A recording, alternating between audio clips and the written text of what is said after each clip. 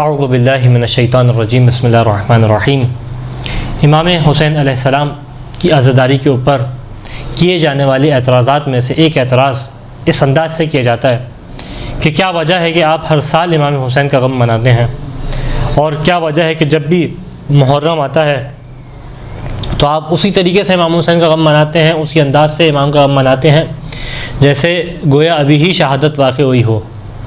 جبکہ دنیا کا طریقہ کار اس طریقے سے نہیں ہے۔ دنیا کے غم منانے کے انداز کو دیکھا جائے تو وہاں جب مرنے والا مرتا ہے تو اس موقع پہ تو غم منایا جاتا ہے بہت سے بہت، لیکن اس کے بعد کی کیفیت اس طریقے سے دکھائی نہیں دیتی۔ تو کیا وجہ ہے کہ آپ اس طریقے سے غم مناتے ہیں، اور کیا یہ معقول ہے کہ ہر سال اس طریقے سے شہید ہونے والے کا غم منایا جائے؟ تو اس سوال کے جواب میں مختلف جہات سے جواب دیا جا سکتا ہے۔ سب سے پہلی جہت جس اعتبار سے اس سوال کا جواب دیا جا سکتا ہے وہ یہ ہے کہ سب سے پہلے دیکھیں کہ امام حسین کا غم منانا کیا آئین اور دین اور شریعت کے مطابق ہے یا اس کے خلاف ہے۔ یعنی کہنا یہ چاہ رہے ہیں کہ کیا یہ امام حسین کا غم منانا اس انداز سے امام حسین کے اوپر گریہ کرنا یہ خدا کی پسند کے مطابق ہے، کیا خدا چاہتا ہے اس انداز سے منایا جائے یا نہیں، خدا نہیں چاہتا اس انداز سے منایا جائے؟ کیونکہ اگر خدا چاہتا ہے کہ اس انداز سے امام حسین کا غم منایا جائے تو پھر یہ اعتراض خدا کے اوپر ہوگا، اور یہ شبہ خدا کے لیے کہا جائے گا کہ کیا معقول ہے خدا چاہے کہ ہر سال اس طریقے سے امام حسین کا غم منایا جائے؟ اور اگر خدا نہیں چاہتا تو پھر اعتراض آپ کا بجا ہے اور یہ بات صحیح ہے۔ اور اگر خدا چاہتا ہے تو یہ بالکل اسی جیسی مثال ہو جائے گی کہ جس طریقے سے ہر سال لاکھوں حاجی جمع ہوتے ہیں اور جمع ہونے کے بعد ایک چار دیواری کے گرد چکر لگا رہے ہوتے ہیں۔ آپ سوال کیجئے کیا معقول ہے کہ اتنے لاکھوں افراد اپنے شہروں سے اٹھ کے آئیں، اتنا معونہ اور اتنا خرچہ برداشت کریں، کس خاطر کہ پہنچنے کے بعد چار دیواری کا چکر لگائیں گے، پہنچنے کے بعد دو پہاڑیوں کے درمیان بھاگیں گے، پہنچنے کے بعد ایک دیوار اس کے اوپر پتھر ماریں گے؟ کہ یہ معقول ہے؟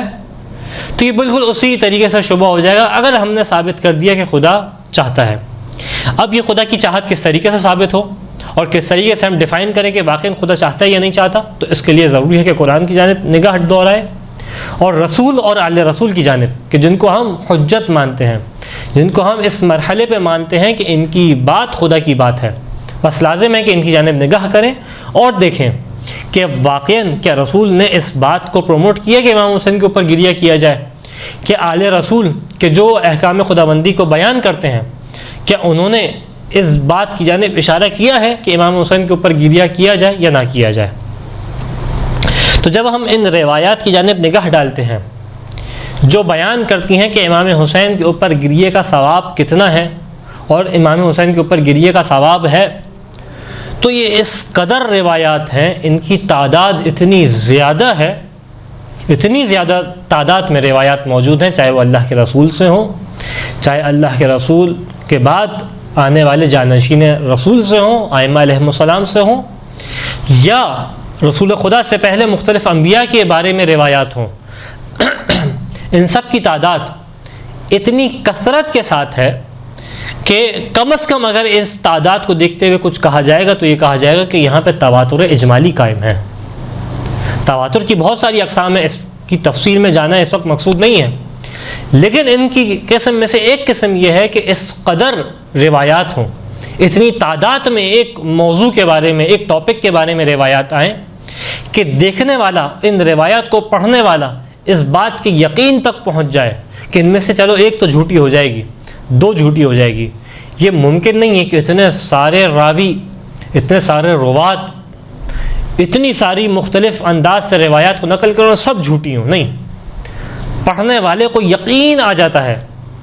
کہ یہاں روایات کے اندر سچائی ہے، ان میں سے کچھ نہ کچھ روایات تو ایسی ہیں جو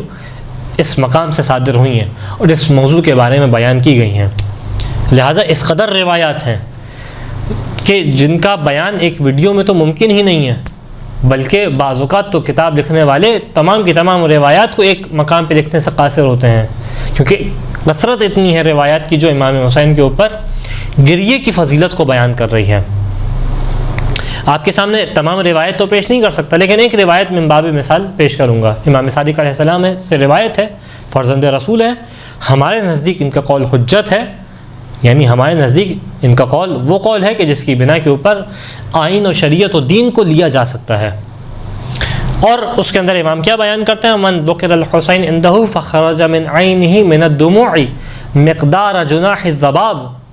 کہ جس کے سامنے امام حسین کا تذکرہ ہو، امام حسین کا ذکر ہو، اور اس ذکر کے سبب سے نتیجہ کیا ہو؟ اس کی آنکھوں میں آنسو آ جائے۔ کتنی مقدار کا آنسو آئے؟ اتنا کہ جتنا ایک مکھی کے پر کی مقدار ہوتی ہے، یعنی اتنے معمولی سی مقدار بھی جو ہے وہ آنکھوں میں آنسو کی آ جائے۔ کان ثوابہ علی اللہ عز وجل ولم یرضى له بدون الجنہ، اس کا نتیجہ یہ ہوگا کہ خداوند متعال کے اوپر اس کے لیے ثواب واجب ہو جائے گا، اور خداوند متعال بغیر جنت کے اس کے لیے راضی نہیں ہوگا، یہ بارگاہ الہی میں اس کا مقام ہوگا۔ تو اس کا مطلب یہ ہے کہ ابھارا جا رہا ہے کہ امام حسین کے اوپر انسان گریہ کرے۔ اور پھر جتنی بھی روایات ہیں، کوئی ایسی روایت نہیں ہے کہ جس کے اندر اس انداز سے بیان کیا گیا ہو کہ امام حسین کے اوپر جس سال شہادت ہو اس سال گریہ کرے، یا 10 سال تک گریہ کرنا، یا 5 سال تک گریہ کرنا، نہیں، بلکہ روایات مطلق ہیں، یعنی روایات کا طریقہ کار اس انداز سے ہے کہ جس کے سامنے امام حسین کا گریہ ذکر ہو، چاہے آج ہو، چاہے کل ہو، چاہے روز قیامت سے ایک دن پہلے ہو، اطلاق ہے، قید نہیں بیان کی گئی کہ اس زمانے تک گریہ ہو، نہیں۔ تو جب تک امام حسین کا نام موجود ہے، جب تک یہ روایات موجود ہیں، جب تک خدا ثواب دینے والا موجود ہے، امام حسین کے اوپر گریہ کرنے کا اسی انداز سے ہمیں ثواب دکھائی دیتا ہے۔ یہاں تک کہ روایات کو اگر انسان نگاہ کرے تو صرف یہ بیان نہیں کرتی کہ گریہ کرنے والے کو ثواب ملے گا، بلکہ یہاں تک یہ بیان کیا کہ تمام ملائکہ امام حسین کے اوپر گریہ کرتے ہیں، جیسا بعض کی روایات کے مضمون میں دکھائی دیتا ہے کہ امام حسین کی قبر کے گرد 4000 ملائکہ ہیں جو اس موقع سے موجود ہیں کہ جب آپ کی شہادت ہوئی، یہ نصرت امام کے لیے آئے تھے، یہاں تک کہ اب ان کا کام یہ ہے کہ امام حسین کے قبر کے گرد بیٹھے رہیں اور جو ہے وہاں پہ بیٹھ کے امام حسین کے اوپر گریہ کریں، یہاں تک کہ جب قائم آل محمد آئیں گے علیہ الصلوۃ والسلام تو ان کے ساتھ مل کے جو ہے وہ امام حسین کے خون کا بدلہ لینے والوں میں شمار ہوں گے۔ ملائکہ اس انداز سے گریہ کر رہے ہیں، یہاں تک کہ بعض کی روایات ہیں کہ زمین و آسمان کے ہر حصے نے امام حسین کے اوپر گریہ کیا، آسمان سرخ ہو گیا، یہ آسمان کا گریہ تھا۔ یہاں تک کہ بیت مقدس میں جب امام کی شہادت ہوئی، کسی بھی پتھر کو اٹھایا جاتا تو خون کا فوارہ جاری ہوتا، یہ زمین کا گریہ تھا۔ تو ہر ایک شے نے امام کے اوپر گریہ کیا، یہاں تک کہ تمام انبیاء نے امام حسین کے اوپر گریہ کیا، ہمارے پاس روایات ہیں اس انداز سے۔ یہاں تک کہ امام کی شہادت کے بعد تو گریہ بہت واضح طریقے سے دکھائی دیتا ہے۔ امام کی شہادت سے پہلے بھی گریہ، جناب آدم جب دنیا میں تشریف لائے ہیں تو آپ تو سوال کر رہے ہیں کہ امام کی شہادت کے ابھی 1000 سال ہی گزرے ہیں، آپ 1000 سال بعد گریہ کیوں کر رہے ہیں؟ امام کی شہادت سے کئی ہزار سال پہلے کی بات ہے، بعد میں تو ایک ظلم ہو گیا، اس کے اوپر گریہ کر رہے ہیں، ابھی شہادت واقع نہیں ہوئی ہے، ابھی صرف جناب آدم دنیا میں آیا، ابھی تو نہ یزید ہے، نہ یزید کا ظلم موجود ہے، بلکہ جناب آدم کو خبر دی جا رہی ہے کہ اس طریقے سے ایک رسول ہوں گے، ان کے نواسے کو قتل کیا جائے گا جن کا نام حسین ابن علی ہوگا، اور وہ اس انداز سے گریہ کر رہے ہیں۔ یہاں تک کہ صرف جناب آدم نے نہیں، جناب ابراہیم کے متعلق روایات ہیں، اور بعض ایک روایت کہ ہر نبی نے اس انداز سے جو ہے وہ کربلا کی زیارت کی، امام حسین کے اوپر گریہ کیا۔ تو ان روایات سے سمجھ میں آتا ہے، ان احادیث رسول جو موجود ہیں ان سے سمجھ میں آتا ہے، اور وہ احادیث کے جو جانشین رسول جن کو ہم حجت تسلیم کرتے ہیں ان کی روایات دیکھ کے سمجھ میں آتا ہے کہ جب تک خدا ثواب دینے والا موجود ہے، جب تک امام حسین کے اوپر گریہ کیا جائے۔ یہ ایک پہلی جہت ہے اس کے جواب کی، کہ اگر خدا اس بات کو پسند کرتا ہے کہ امام حسین کے اوپر گریہ کیا جائے اور تا روز قیامت گریہ کیا جائے تو اب اس کے اوپر اعتراض کی کوئی وجہ نہیں بنتی۔ دوسری جہت جو امام حسین کے اوپر گریہ کی بیان کی گئی اور جس کی دلیل قرآن سے ہے، اور وہ یہ کہ یہ گریہ کرنا اجر رسالت کا حصہ ہے، اور یہ جو اجر رسالت کا حکم ہے یہ قرآن نے بیان کیا، سورہ مبارکہ شورى کی آیت نمبر 23 کہ قُلْ لَا أَسْأَلُكُمْ عَلَيْهِ أَجْرًا إِلَّا الْمَوَدَّةَ فِي الْقُرْبَى، کہ حبیب کہہ دیجئے کہ میں تم سے کسی بھی قسم کے اجر کو طلب نہیں کرتا مگر الا المودۃ فی القربہ. آیت طویل ہے، اس کا ایک جز کو میں پیش کر رہا ہوں. مگر یہ کہ کیا میرے اہل بیت سے مودت کو اختیار کرو. تو اجر رسالت کے طور پہ جو قرآن نے پیش کیا وہ مودت آل رسول ہے اور مودت قرباء رسول ہے. اب جب ہم مودت کے معنی کو دیکھتے ہیں تو مودت یعنی میلان قلبی، اور ایسا میلان قلبی، ایسا دل کا جھکنا، ایسا دل کا نرم ہونا کہ جو محبت سے بھی ایک مرحلے آگے ہو. محبت کے اندر بھی میلان قلبی ہوتا ہے، دل کے اندر ایک جھکاؤ کی کیفیت ہوتی ہے، لیکن مودت کے اندر اس قدر جھکاؤ ہو کہ جس طریقے سے اہل لغت نے پیش کیا کہ یہ جھکاؤ جو ہے وہ افعال کی صورت میں ڈھل جائے، یعنی محبت کا اظہار عمل سے ہو رہا ہو. تو یہ مودت کا مرحلہ ہے، یعنی امام حسین کی صرف محبت نہ ہو بلکہ اس انداز سے محبت ہو آل رسول سے کہ اس محبت کا اظہار عمل سے ہو. اور اظہار کس طریقے سے ہوگا عمل سے؟ جب انسان ان پہ کیے جانے والے مظالم اور ان کی کسی خوشی میں خوش ہوگا اور ان کی کسی غم میں مغموم ہوگا. تو اس انداز سے یہ محبت ہے اور مودت ہے، قرآن کا حکم ہے. اچھا، قرآن کا حکم کب تک کے لیے ہے؟ جب تک کے لیے قرآن ہے، جب تک کے لیے احکام خداوندی موجود ہے روح زمین کے اوپر، تو جب تک کے لیے حکم موجود ہے. 1000 سال گزر جائیں تو یہ حکم موجود ہے. ہاں، حکم موجود ہے، قرآن کے احکامات ختم نہیں ہوئے ہیں. تو جس طریقے سے قرآن کا حکم موجود ہے اس پہ عمل کرنا لازم ہے. بس نتیجہ کیا ہوا؟ قرآن کا حکم ہے کہ آل رسول سے مودت کو اختیار کیا جائے، اور یہ مودت کا تقاضا یہ ہے کہ ان کی خوشی میں خوش ہوں، ان کے غم میں غمگین ہوں. کیونکہ جب انسان کا قلب کسی کے لیے جھکاؤ رکھتا ہے تو انسان خود بخود اس کی خوشی میں خوش ہو جاتا ہے، اور انسان خود بخود اس کے غم میں غمگین ہو جاتا ہے. تو بس جیسے ہی وہ ایام آتے ہیں کہ جس میں امام حسین کے اوپر مصیبت کو ڈھایا گیا، اور جیسے ہی انسان اس مصیبت کو سنتا ہے کہ جس میں امام حسین کے اوپر مصیبت کو ڈھایا گیا، تو انسان خود بخود مودت کے تقاضے کے مطابق غمگین ہو جاتا ہے. تو ایک جہت یہ ہو گئی. تیسری جہت جو امام حسین کے اوپر گریے کی ہے، جس کی وجہ سے تا روز قیامت انسان کے لیے لازم ہے کہ امام حسین کے اوپر گریہ کرے، اور وہ یہ کہ یہ گریہ تعظیم شاعر اللہ ہے. وجہ کیا ہے کہ امام حسین علیہ السلام نے قربانی دی خدا کی خاطر، اور صرف اس خاطر قربانی دی کہ خدا کے لیے، خدا کے دین کو زندہ کیا جائے اور خدا کا نام روح زمین پہ موجود رہے. اس خاطر امام حسین، اور ہر امام کا فعل اس خاطر ہے، اور یہ کلیہ ہمارے پاس ثابت ہے کہ ہر امام اس خاطر عمل کرتا ہے کہ اس کے عمل کے ذریعے سے دین خدا کو تقویت پہنچے اور دین خدا روح زمین پہ تا روز قیامت باقی رہے. لہذا اسی خاطر امام حسین نے قربانی دی. تو اب امام حسین کا ذکر، امام حسین کی یاد، یہ ان یادوں میں سے ہو جائے گی، ان اذکار میں سے ہو جائے گا کہ جس کے ذریعے سے دین خدا کو یاد کیا جائے، جس کے ذریعے سے دین خدا کو زندہ کیا جائے، اور جس کے ذریعے سے خدا کا نام زندہ ہو. پس لہٰذا یہ خود جو ہے وہ شاعر اللہ کے عنوان کے تحت آ جائے گا. یہاں تک کہ قرآن نے تقسیم بیان کی ہے ان کی کہ جنہوں نے گمراہی کے راستے کو اختیار کیا، اور جب ان کا ذکر کیا تو ان کے بارے میں کہا فما بکت علیہم السماء والارض وما كانوا منظرین، کہ یہ جب جناب موسیٰ کی قوم کے بارے میں بیان کیا کہ جو جناب موسیٰ کی قوم کے وہ لوگ کہ جو گمراہی اور ضلالت پہ تھے، تو ان کے بارے میں بیان کیا تو یہ کہا کہ ان کے اوپر نہ آسمان نے گریہ کیا نہ زمین نے گریہ کیا، اور نہ یہ ڈرنے والوں میں سے تھے نہ ڈرائے جانے والوں میں سے تھے. تو خود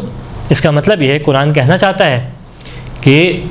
کچھ لوگ ایسے ہیں کہ جن کو جو گریے کے قابل نہیں ہیں، اس کے مقابلے میں پھر وہ لوگ ہوں گے کہ اگر ہدایت پہ عمل کریں تو اس قابل ہوں گے کہ ان کے اوپر گریہ کیا، ان کے اوپر آنسو بہائے جائیں، کہ جس کی خاطر،